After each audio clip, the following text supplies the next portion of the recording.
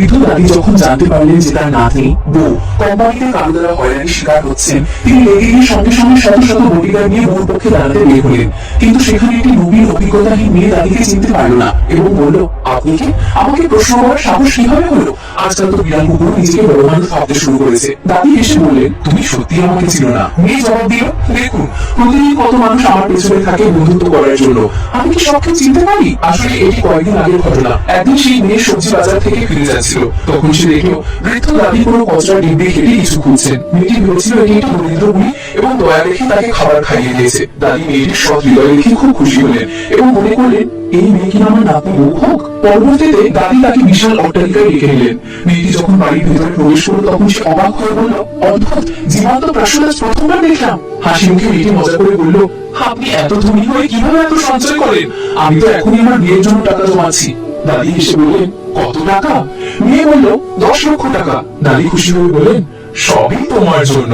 তারপর দাদি তার চাকরকে বললেন অনেক গহনা ও দামি কাপড় নিয়ে আসতে, কিন্তু মেয়েটি তার দাম দেখে তা অস্বীকার করলো। দাদি জিদ করলে মেয়েটি বাধ্য হয়ে একটি সাধারণ আংটি বেছে নিল। জানতো না সেই আংটি কোম্পানির আসল মালিকের হওয়ার প্রতীক। দাদি মনে খুব খুশি হলেন, এখন যখন সে আংটি নিয়ে নিয়েছে আর আমার বউ হওয়ার থেকে তাকে কেউ বিরত করতে পারবে না।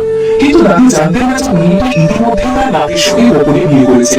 নাতি দাদির কাছে বিষয়টি লুকিয়ে রেখেছিল, কারণ সে ভীত ছিল দাদি মেয়েটির দরিদ্রতা দেখে তাকে অপছন্দ করতে পারেন।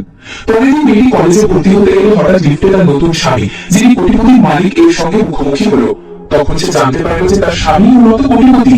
মেয়ে চাকরির জন্য ইন্টারভিউ দিল, নিজের স্বামীকে জানাননি, কারণ ভয় ছিল লোকেরা তাকে উপহাস করবে। ইন্টারভিউতে তাকে পরিচ্ছন্নতার কাজ দেওয়া হলো। প্রথম দিনই তার চালাক চাচাতো বোন তাকে বিরক্ত করতে শুরু করলো। সকাল থেকে রাত পর্যন্ত নানা কাজ এবং উপহাস। সেই সময় কোম্পানির মালিক অর্থাৎ স্বামী ওখানে উপস্থিত ছিলেন। বোন চালাকভাবে মেয়েটিকে ফাঁসানোর চেষ্টা করলো এবং কফি ফেরানোর নাটক করলো, যাতে মালিক রেগে গিয়ে তাকে বাদ দেন। কিন্তু মেয়েটি চতুরতার সাথে কফি নিজেই বলে নিল এবং মালিককে রক্ষা করলো। সবাই ভেবেছিল মালিক তাকে বাদ দেবেন, কিন্তু তিনি সবাইকে চমকে দিয়ে মেয়েটিকে নিজের কোট পরিয়ে বললেন, এই থেকে তুমি আমার পার্সোনাল ক্লিনার।